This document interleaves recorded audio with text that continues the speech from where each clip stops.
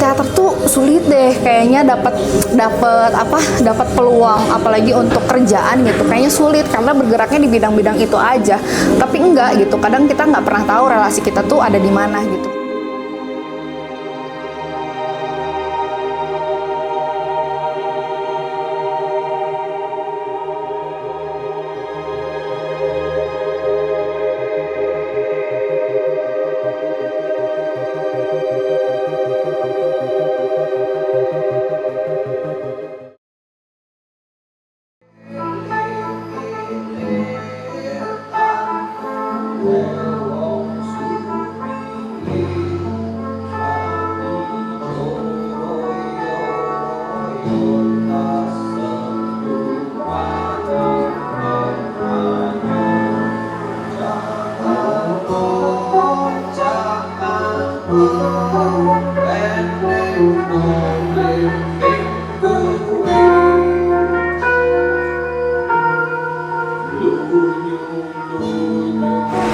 Halo, aku Uta. Aku di Samana sebagai manajer program.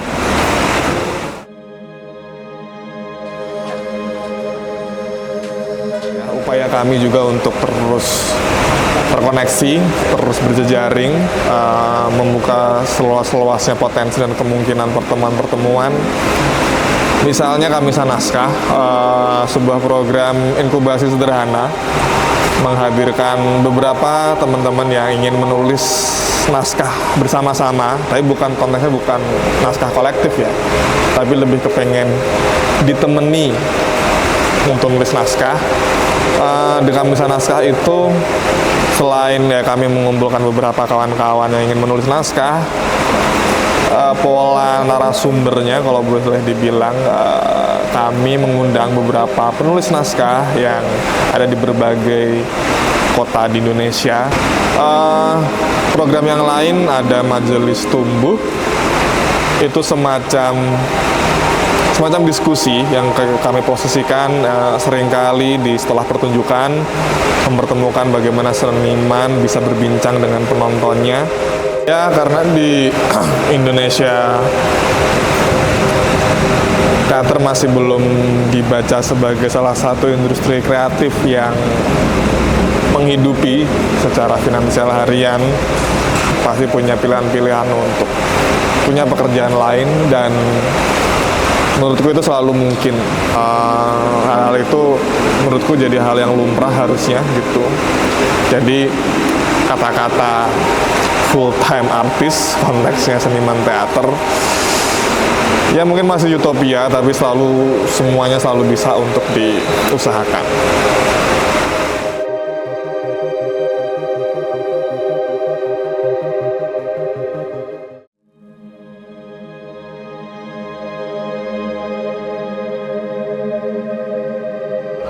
Halo, nama aku Nanet. Aku dari Teater Samana. Di Samana aku aktif sebagai sosial media, publikasi dan relasi, lalu juga aktif sebagai aktor di sana.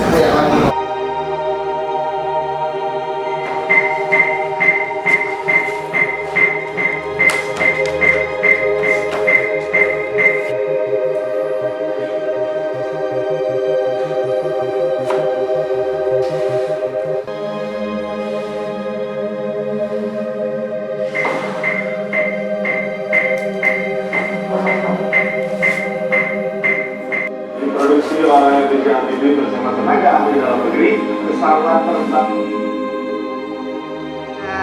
Aku ngerasa punya pengalaman berbeda di dunia teater gitu. Teater Samana itu punya ruang-ruang buat kita mengeksplor skill kita di dunia aktor. Nah, waktu itu aku ketemu sama workshop dia tuh yang ngadainnya Gelanggang Olah Rasa. Sana itu kebetulan pengisinya itu Mbak Rumana. Aku ikut workshop beliau sampai pada akhirnya ada satu momen akhirnya jadi kenal juga sama Mbak Rumana ini, dan dia ternyata juga bergerak di bidang produksi film gitu pada saat ini. Terus gak lama dia membutuhkan orang yang mampu berdialog dengan baik karena kebutuhan filmnya pada saat itu tuh butuh pelatih dialog coach di bahasa Sunda gitu. Mungkin karena kenal dengan aku, melihat kemampuan aku juga di saat aku ikut si kelasnya, workshopnya, akhirnya ditawarin lah secara pribadi untuk membantu proses coaching itu, dialog coachnya gitu. Kebetulan ternyata si production house-nya ini dinaungi sama Netflix gitu, jadi akhirnya aku ikut gabung, ikut juga berproses bareng. Sebenarnya awal mulanya dari teater semua gitu. Aku juga tidak memiliki ekspektasi yang sampai sekarang ternyata aku bisa gabung ke dunia yang komersil yang besar, industri besar gitu di perfilman. Itu juga awalnya tuh dari teater gitu, yang nggak disangka-sangka malah ternyata masuknya dari ruang teater kayak gitu.